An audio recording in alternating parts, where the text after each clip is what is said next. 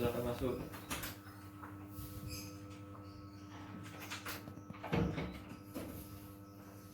Silakan duduk.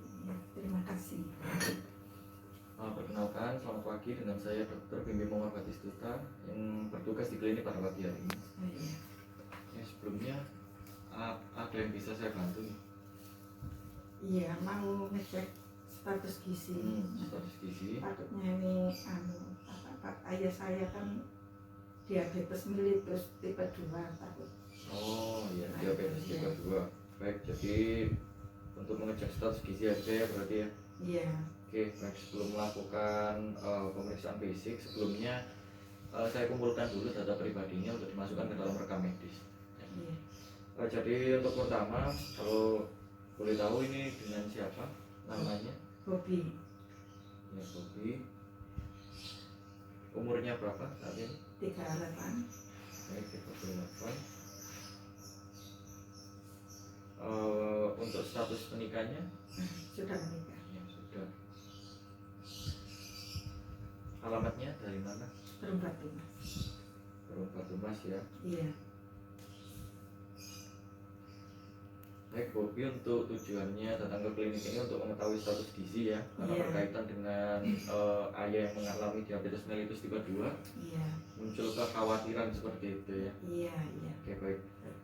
Jadi sebelumnya untuk pemeriksaan status gizi kali ini dilakukan 2 pemeriksaan, yaitu pemeriksaan antropometri, kemudian pemeriksaan pengukuran rasio lingkar panggul dan pinggang. Dari situ nanti akan saya simpulkan bagaimana kondisi status gizi dari Bobi.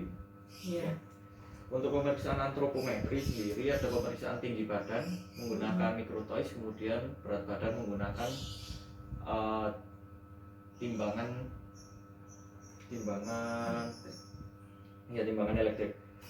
Baik, untuk yang kedua itu pemeriksaan rasio lingkar pinggang dan panggul itu menggunakan meteran untuk mengetahui apakah rasionya sudah cukup atau tidak, dan dari situ nanti juga dapat disimpulkan.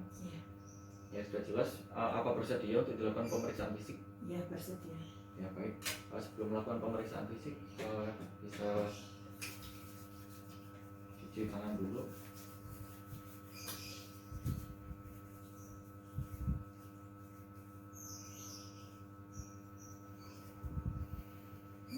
Baik, sudah cukup. Selanjutnya kita ke ruang pemeriksaan. Iya. Silakan. Baik, untuk pemeriksaan fisik pertama itu pemeriksaan antropometri. Yang saya lakukan pertama itu pemeriksaan tinggi badan menggunakan mikrotois. Nanti posisi Bobi melepas alas kaki, kemudian menempel pada tembok dengan posisi nanti yang saya cek. Kemudian sebelum melakukan pengecekan, saya akan kalibrasi dulu untuk memastikan mikrotois pada kondisi yang baik. Dia sudah menunjukkan angka 0. Mikrotois sudah baik, bisa dimulai. Oh ya, sebelumnya untuk pemeriksaan tinggi badan saya lakukan sebanyak 3 kali dan saya ambil rata-ratanya. Baik, bisa dilepas alas kakinya. Kalau pada tembok, misi kurang ke kiri sedikit. Ya, di sini punggung menempel, kemudian pantat menempel pada tembok, betis mundur sedikit.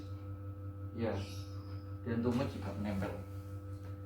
Untuk posisi kepala menghadap ke depan atau front plane. Permisi, saya cek di sini agak nunduk sedikit. Ya, baik. Untuk posisi seperti ini agar vertex atau puncak kepala berada tepat di atas. Baik, bisa saya mulai. Permisi, saya letakkan pada vertex. Tarik nafas, lepas. Pemeriksaan pertama hasilnya didapat, saya catat. Ya, posisi tetap seperti tadi, sudah baik. Tetap menghadap ke depan. Saya ulangi lagi untuk pemeriksaan kedua. Tarik nafas, lepas. Pemeriksaan kedua saya catat. Baik, yang terakhir, yang ketiga, posisi tetap, pandangan tetap ke depan, posisi front plane. Saya letakkan pada vertex. Tarik nafas, lepas. Baik, pemeriksaan tinggi badan sudah selesai. Sini saya dapatkan rata-ratanya itu 155,2 cm. Iya. Baik, untuk pemeriksaan selanjutnya, pemeriksaan berat badan menggunakan timbangan elektrik. Tentunya untuk mengetahui berat badan saat ini dari Devi. Permisi, saya izin mengambil timbangannya. Timbangan sudah di posisi pada bidang yang datar dan padat. Sebelumnya saya kalibrasi dulu untuk memastikan bahwa timbangan sudah menunjukkan angka 0. Baik, sudah menunjukkan angka 0. Untuk pemeriksaan berat badan sendiri dilakukan 3 kali juga, dan saya ambil rata-ratanya. Sebelumnya alas kaki dilepas, kemudian apa membawa barang-barang lain disapu? Tidak ada ya. Untuk pakaian sudah minimal.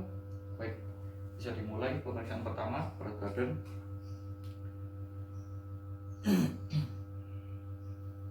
Ya, pemeriksaan 1 saya catat. Silakan yang kedua.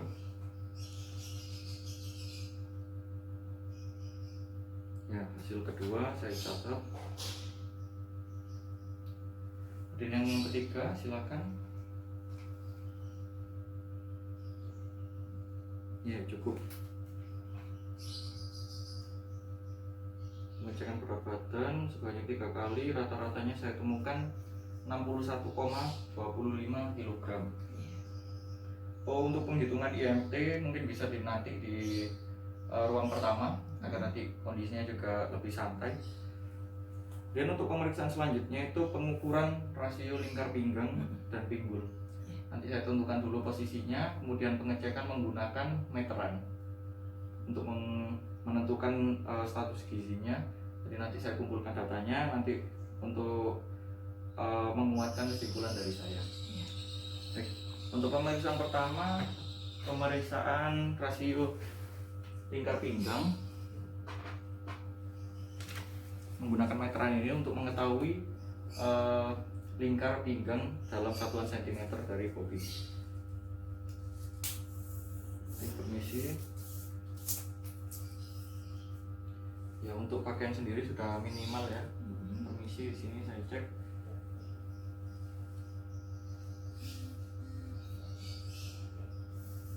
Ya, di sini saya tentukan dulu posisi dari untuk yang saya cek. Untuk posisi dari rusuk terbawah dengan Krista iliaca. Di sini, kemudian saya ambil posisi yang paling sempit atau yang paling kecil. Baik, saya sudah menemukan posisinya. Misi saya mulai. Untuk pengecekan juga dilakukan sebanyak 3 kali. Diambil rata-ratanya juga.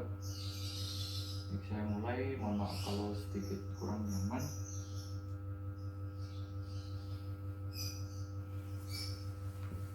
Tali sudah lurus, baik.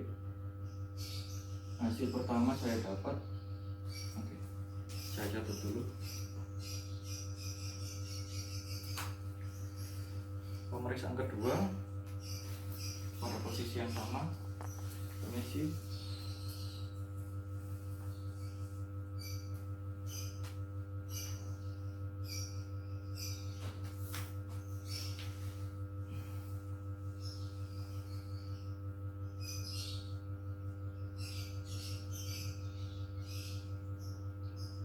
Posisi tali ketat tapi tidak menekan. Tali sudah lurus, sudah bagus. Hasil kedua dapat.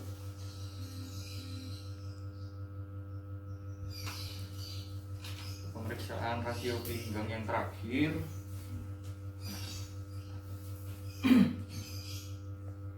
Posisi tali tetap sama seperti tadi.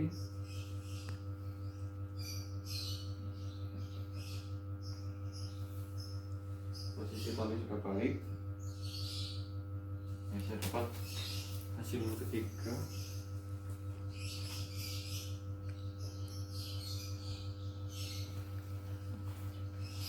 Untuk lingkar pinggang dari pengecekan 3 kali ini saya dapatkan rata-ratanya itu 81,5 cm. Dilanjutkan dengan pengecekan lingkar pinggul sama menggunakan meteran juga. Untuk pengecekannya dilakukan sebanyak 3 kali juga. Untuk posisinya pada simplisis pubis, kemudian pada pantat maksimal. Permisi, saya cek di sini.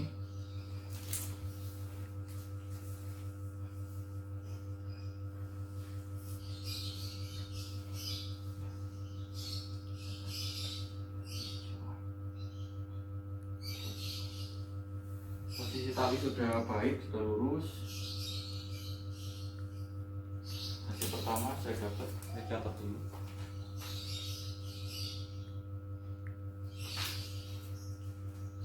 Hasil kedua, ini saya ulang lagi, posisi sama, kondisi tali ketat tapi tidak menekan.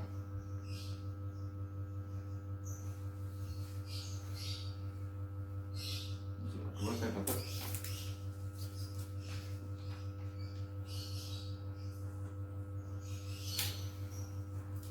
Baik, pengecekan terakhir yang ketiga. Mungkin saya ambil rata-rata.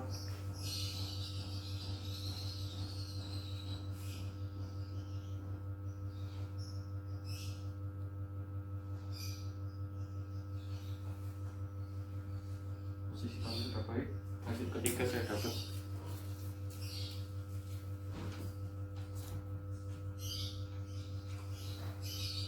Baik, untuk lingkar panggul sesuai dengan hasil pengecekan 3 kali, rata-ratanya saya temukan 95,5 cm. Baik, di sini ada beberapa perhitungan juga, yaitu perhitungan indeks massa tubuh, kemudian rasio panggul dengan tinggi badan, dan rasio pinggang dan pinggul. Baik, untuk pemeriksaan fisik sudah selesai. Untuk penyampaian kesimpulan bisa kita lakukan di ruang awal untuk suasana yang lebih santai. Baik, bisa kembali. Baik, Bobi, untuk pemeriksaan fisik sudah kita jalani, meliputi pemeriksaan antropometri dan pemeriksaan pengukuran rasio lingkar pinggang dan panggul. Nah, sebelum saya lanjutkan, cuci tangan dulu menggunakan antiseptik.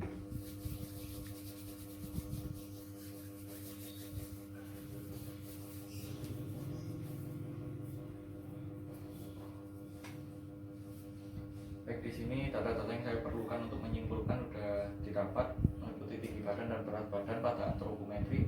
Untuk tinggi badan sendiri dari Bobi 155,2 cm rata-ratanya. Kemudian untuk berat badannya dari 3 pengecekan rata-ratanya ditemukan 61,25 kg.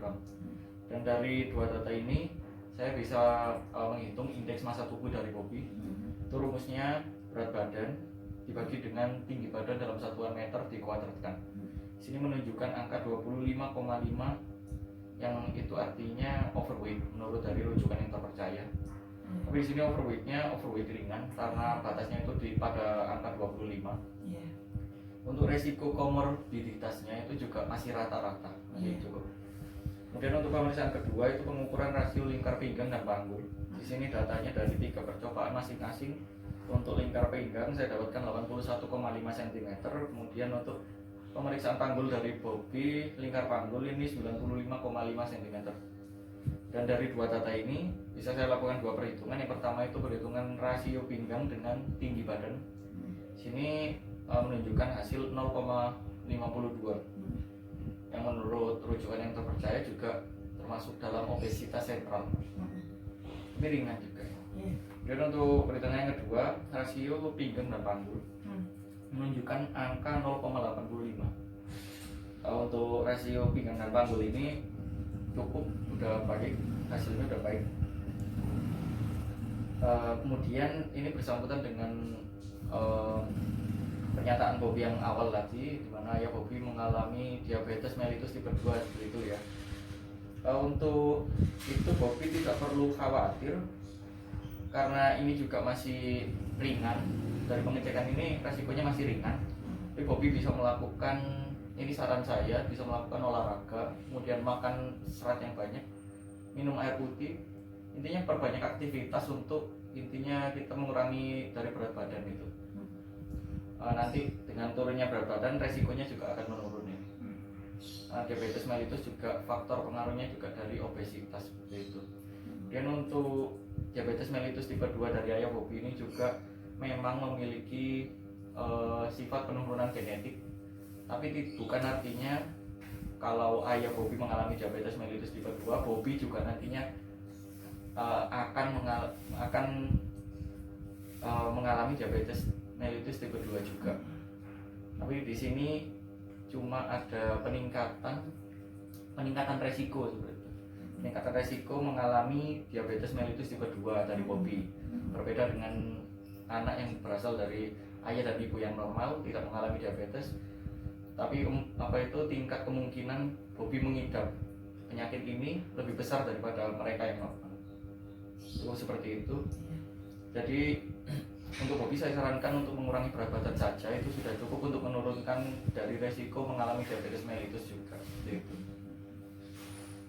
Untuk hasilnya itu sudah cukup, tapi tetap ada resiko meskipun rendah. Ya seperti itu. Apa ada yang ditanyakan lagi? Sudah cukup. Sudah cukup seperti itu ya, sudah jelas semuanya. Baik, terima kasih atas kepercayaannya.